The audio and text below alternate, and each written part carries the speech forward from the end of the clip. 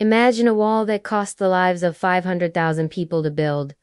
It took almost 2,000 years to complete. Many empires went bankrupt trying to pay for it, stretching across rivers, lakes, deserts, mountains, all the way to the sea.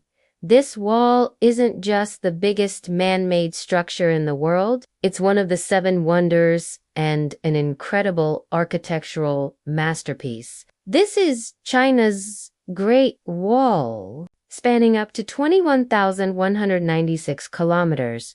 The wall is as famous as it is mysterious. But the question is, why was the Great Wall built?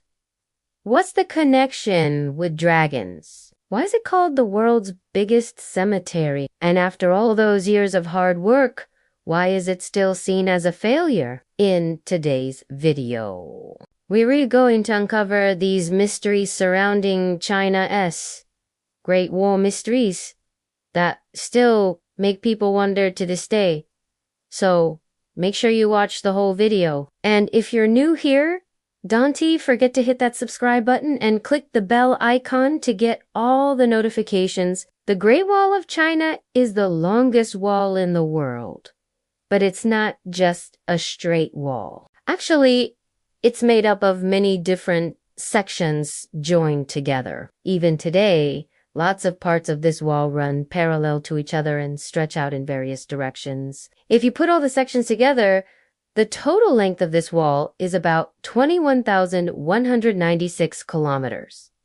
You can easily imagine how long that is. To put it in perspective, it's like going from Kashmir in India to Kanyakumari 3 times, or from Dhaka to Cox's Bazar 26 times. But nowadays, a big part of this wall has been destroyed. In 1985, Jia Huadong and his 2 friends were the first to travel from one end of the wall all the way to the other. They managed to complete it. On this journey, they had to endure a lot of hardships, and it took them 510 days, that is 17 months. Since these 3, no one else has been able to cross the entire wall to this day. This wall is built in the northern part of China and stretches from the snow-covered deserts to the Yellow River along the way. There are high mountains,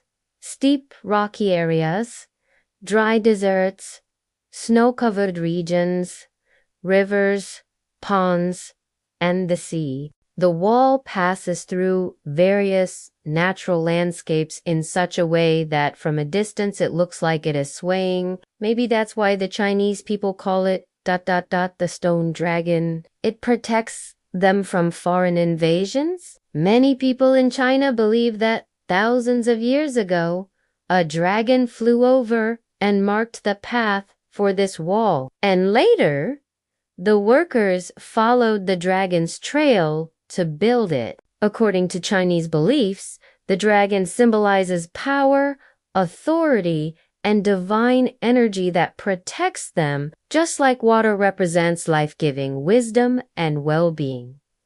The dragon is seen as a carrier of certain virtues. The Great Wall of China is closely tied to this belief. This wall wasn't just built to keep enemies at bay. It doesn't protect, rather, it's also a symbol of good governance. There are lots of myths about the connection between the dragon and the Great Wall of China, but if we step away from the myths and look at history to understand how the Great Wall was actually built, we need to go back about 2,000 years to ancient China. That was when people in Shandong province started farming. They used water from the Yalu River to irrigate their land. Around that time, there were empires near China like Mongolia, Manchuria, and Xinjiang. Especially in Mongolia, the land was fertile. There wasn't much land to go around in Mongolia. Thousands of kilometers of desert stretched out. So the people there mostly relied on herding livestock. On the other hand, the people in China's Xinjiang province were well organized. Meanwhile, various tribes scattered among the Mongols would often raid Xinjiang, looting and stealing wealth. To protect themselves from these problems, some people in China chose a king and set clear borders. They then decided to build a high wall along those borders.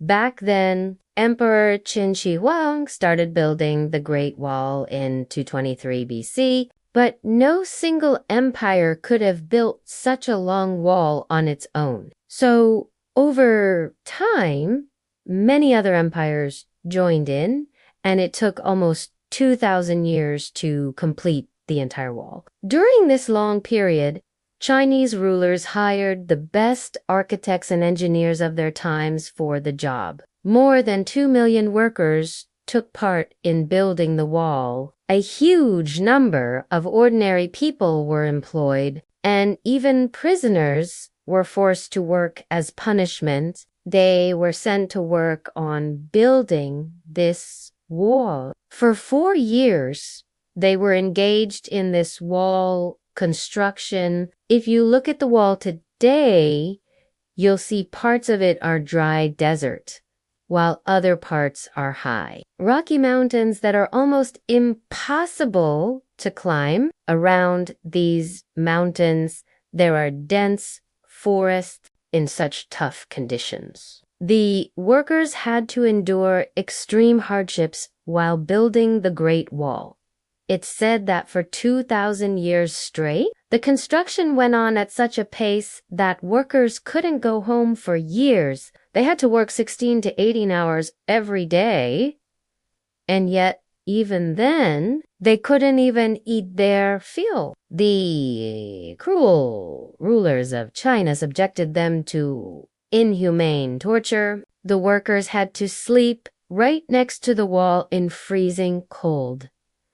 Because of this, many died from the cold and diseases. Some even died from hunger. Others lost their lives